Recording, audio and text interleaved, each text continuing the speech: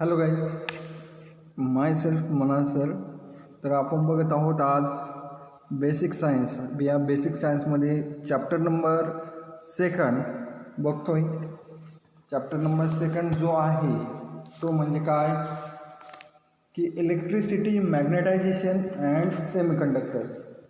हा chapter number second आपण बघतोय. ओके, तर या चॅप्टर नंबर सेकंडमध्ये लास्ट लेक्चर आपण जे बघितलं आहे ते कोणचं बघितलं आहे? लास्ट लेक्चर जे बघितलं आहे ते बघितलं आहे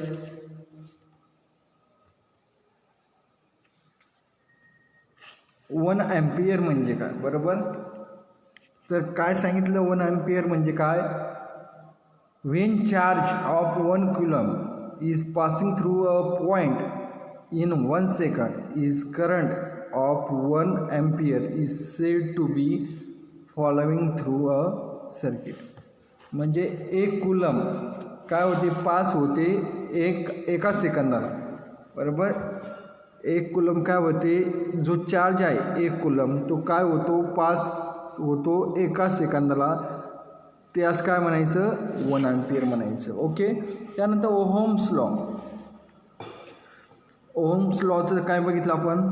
स्टेटमेंट बघितलं. बरोबर, what is mean by ohm's law? Ohm's law means काय? बरोबर, the physical state of conductor काय सांगितलं? That is length, area, temperature remains same. The electric current flowing through a conductor is directly proportional to the potential difference across it. काय सांगितलं ohm's law? की physical state of conductor, बरोबर, physical state of conductor that is length, area, temperature remain same. The electric current flowing through a conductor is directly proportional काय सांगितलं? To the potential difference across. मग त्या पद्धतीनं आपण लिहिलं की I is a directly proportional to V किंवा V is a directly proportional to I. त्यानुसार आपण जे ओहम्स लॉचं स्टेटमेंट आहे यानुसार आपण फॉर्म्युला बघितला आहे की V is equal to I R. Okay, हे लास्ट लेक्चरमध्ये आपण बघितलं आहे. त्यानंतर रेझिस्टन्स. ओके, तर रेझिस्टन्स मीन्स काय ते बघितलं की resistance is a property of material. काय? Resistance is a property of material by virtual of which oppose the flow of current through it. त्याचं याचा युनिट काय? रेझिस्टन्सचं ओहम. आणि त्याचा फॉर्म्युला काय येईल की resistance R is equal to काय येईल? V divided by I. V divided by I. What is mean by V आणि what is mean by I?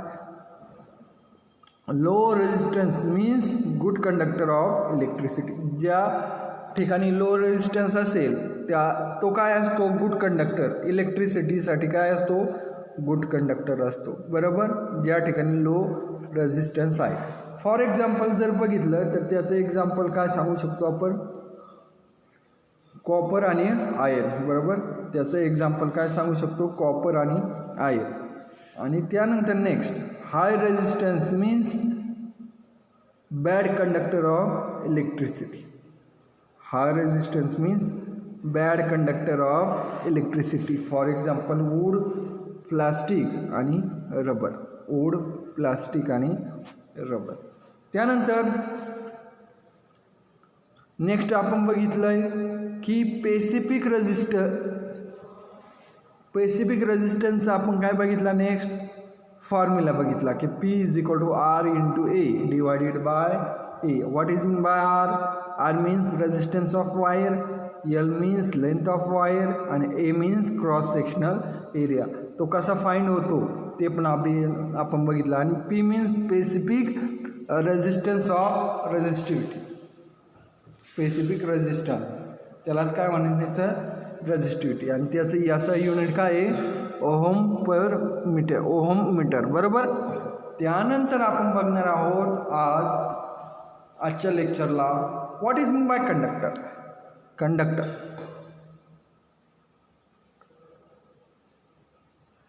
मग त्यास काय म्हणतात, it is defined as, conductor is defined as the reciprocal of resistance. त्याचं reciprocal बरोबर of resistance, त्यास काय म्हणायचं, conductor. Means G is equal to आपण काय राईट डाऊन करू शकतो, I divided by R. G is equal to काय लिहू शकतो, आय डिवायडेड बाय आर. आणि त्याचं युनिट काय, याचा युनिट ऑफ कंडक्टर काय आहे, 1 डिवायडेड बाय ओम. बरोबर. मीन्स रिसिप्रोकल ऑफ रेझिस्टन्स, रेझिस्टन्सचं रिसिप्रोकल, यास काय म्हणायचं, कंडक्टर. बरोबर. त्यानंतर नेक्स्ट, कंडक्टिव्हिटी और स्पेसिफिक कंडक्टर. कंडक्टिव्हिटी और स्पेसिफिक कंडक्टर मीन्स काय, तर ते काय सांगितलं आपल्या डेफिन. Conductivity is defined as the reciprocal of specific resistance. The reciprocal of specific resistance, it is denoted by sigma. It is denoted by sigma. काय सांगितलं, रिसिप्रोकल ऑफ स्पेसिफिक रेझिस्टन्स, त्यास काय म्हणायचं, कंडक्टिव्हिटी. स्पेसिफिक रेझिस्टन्सचा रिसिप्रोकल जर घेतला तर त्यास काय म्हणायचं, कंडक्टिव्हिटी. आणि it is denoted by sigma. मग कंडक्टिव्हिटी इज इक्वल टू काय लिहू शकतो आपण, 1 डिवायडेड बाय रेझिस्टिव्हिटी. आणि कंडक्टिव्हिटीचा सिम्बॉल काय आहे, सिग्मा. मग sigma is equal to 1 divided by P. P means काय, स्पेसिफिक रेझिस्टन्स. बरोबर, स्पेसिफिक रेझिस्टन्स. ओके. मग कंडक्टिव्हिटीचा फॉर्म्युला काय आहे, sigma divided by 1 divided by P. Okay. त्यानंतर त्याचं एस आय युनिट काय, कंडक्टिव्हिटीचं एस आय युनिट काय आहे, तर S I unit of conductivity is siemens per metre. Siemens per metre, त्याचं एस आय युनिट काय आहे, Simmons per metre.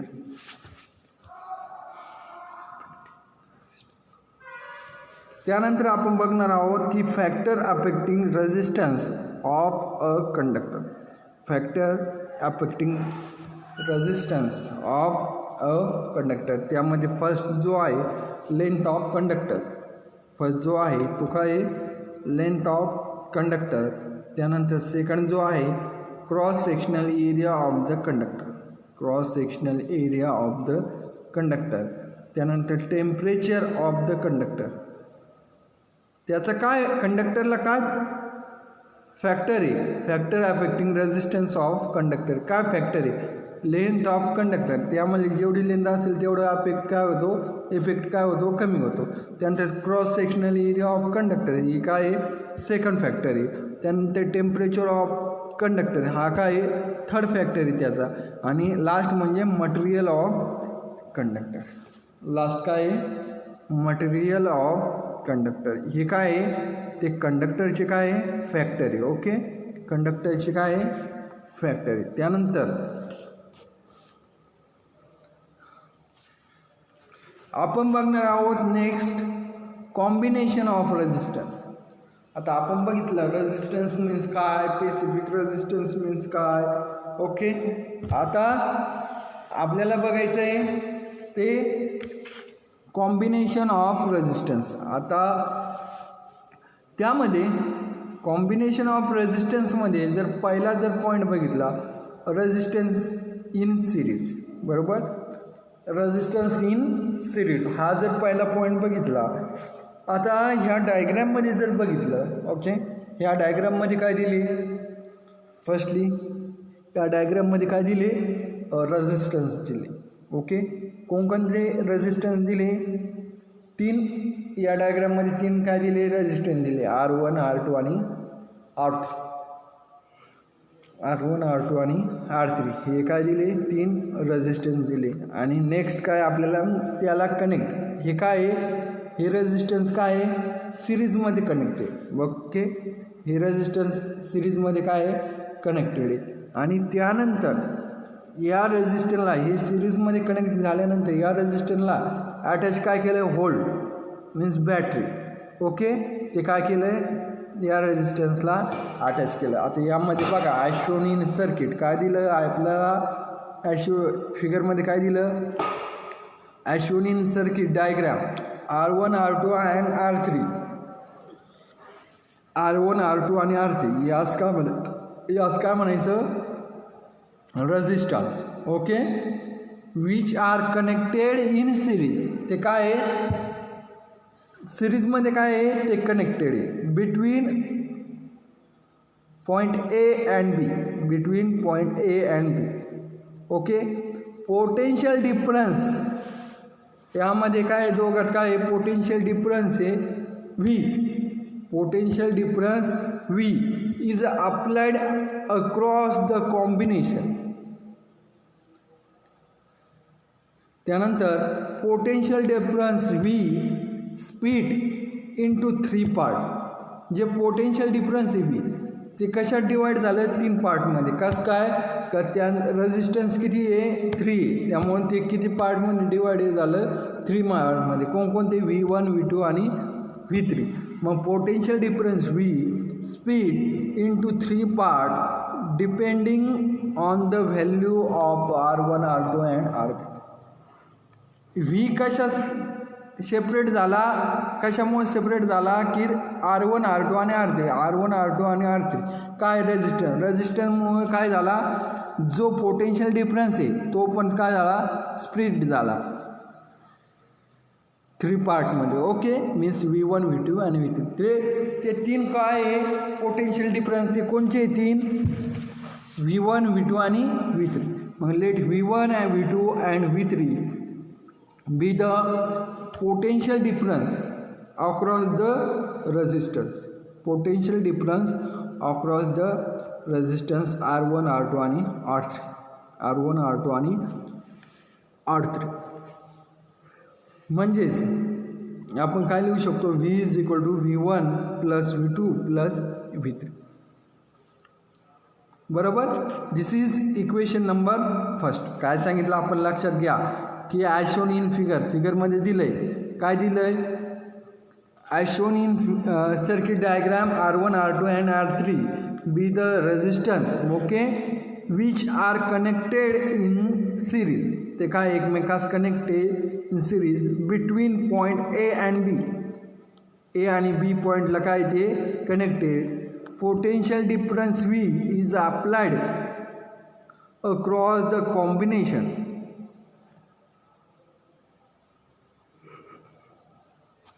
Potential difference V split into 3 part. Potential difference काय होते, 3 पार्टमध्ये डिवाईड होते. डिपेंडिंग ऑन, कशामुळे डिवाईड होते, depending on value of R1 R2 and R3. Okay, मग ते पोटेन्शियल डिफरन्स ते काय आहे, V1 V2 आणि V3. बरोबर. लेट V1 V2 आणि V3 be the potential difference across the resistance R1 R2 आणि R3. मग त्यामुळं इक्वेशन नंबर फर्स्ट काय राईट डाऊन करता येईल की V is equal to V1 plus V2 plus V3. बरोबर. V is equal to V1 plus V2 plus V3. This is equation number first. मग पुढं next by using ohm's law. यानुसार ohm's law काय म्हणत आहे की V1 इज इक्वल टू काय म्हणेल का V1 इज इक्वल टू काय लिहिता येईल, V1 is equal to I into R1. Ohm's law जर आपण यामध्ये अप्लाय केला तर V1ची व्हॅल्यू काय मिळेल, I इंटू R1. त्याच पद्धतीने V2ची व्हॅल्यू काय मिळेल, I इंटू R2. त्याच पद्धतीने V3ची व्हॅल्यू काय मिळेल, I इंटू R3. कारण की त्यामध्ये काय आहे 3 रेझिस्टन्स आणि 3 काय आहे पोटेन्शियल डिफरन्स. ओके, म्हणजेच यानुसार आपण काय लिहू शकतो, V is equal to I into RS. As it is V is equal to, जर 3पेक्षा जर जास्त असेल रेझिस्टन्स कनेक्ट एकमेकाला सिरीजमध्ये, तर मग आपण काय लिहू शकतो, V is equal to I into RS. म्हणजे RS त्यास काय म्हणायचं आर एसलाच काय म्हणायचं be the equivalent resistance. R S means equivalent resistance और इफेक्टिव्ह रेझिस्टन्स सिरीज कॉम्बिनेशन बरोबर. पुटिंग द व्हॅल्यू ऑफ, त्यानंतर काय करायचं V1 आणि V2 आणि V3 ह्या व्हॅल्यू काय कशात पुट करायच्या इन इक्वेशन नंबर फर्स्ट. बरोबर, ह्या इक्वेशन नंबर फर्स्टमध्ये ह्या व्हॅल्यू पुट करायच्या की V1 V2 V3 आणि V ही जी व्हॅल्यू आहे इक्वेशन नंबर सेकंड आणि इक्वेशन नंबर थर्ड ही ज्या value V1 is equal to IR1, V2 is equal to IR2 आणि V3 is equal to IR3 आणि V is equal to IRL हे आकाशात पुट करायचे आहे इक्वेशन नंबर 1मध्ये. मग इक्वेशन नंबर 1मध्ये जर ही दिस व्हॅल्यू ह्या व्हॅल्यू जर पुट केल्या इक्वेशन नंबर पुट केल्या तर आपल्याला इक्वेशन नंबर 4 काय मिळेल I into R S means व्हीच्या जागेवर काय पुट केलं I इंटू आर एस व्हीची value I into R S is equal to I into R1 plus I into R2 plus I into R3. बरोबर,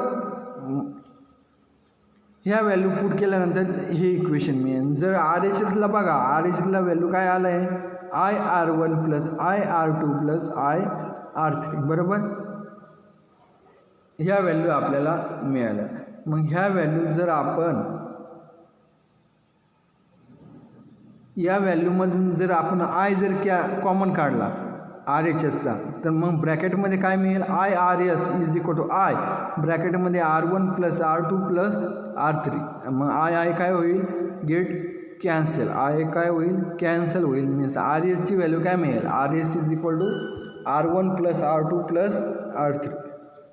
R एसची value काय मिळेल R1 plus R2 plus R3. This is equation number 5. त्यास काय म्हणायचं equation number 5. मग equation number 5 show equivalent resistance of series combination of resistance connected in series.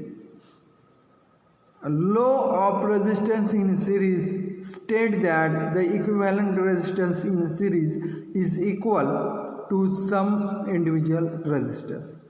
या पद्धतीने आपल्याला काय मिळेल जर रेझिस्टन्स हे सिरीज जर एकमेकाला सिरीजमध्ये जर कनेक्ट असेल तर त्याचं फॉर्म्युला काय येईल R S is equal to R1 plus R2 plus R3. हे लक्षात घ्या. आता यानंतर आपण बघणार आहोत नेक्स्ट लेक्चरला की रेझिस्टन्स इन पॅरलल. ते रेझिस्टन्स जर पॅरलल असेल तर त्याच्यासाठी येणारा फॉर्म्युला कशा पद्धतीने येईल ते आपण काय बघणार आहोत नेक्स्ट लेक्चरला आणि त्यानंतर त्यावरचे एक्झाम्पल आपण बघणार आहोत. ओके, इथे लक्षात सर्वात महत्त्वाचं जर रेझिस्टन्स हे जर सिरीजमध्ये कनेक्ट असेल तर त्यासाठी असणारा फॉर्म्युला की R S is equal to आपण काय राईट डाऊन करू शकतो R1 plus R2 plus R3. R S is equal to काय राईट डाऊन करू शकतो R1 plus R2 plus R3. Okay, येते लक्षात. आता यानंतर नेक्स्ट जो बघणार आहोत आपण रेझिस्टन्स इन पॅरलल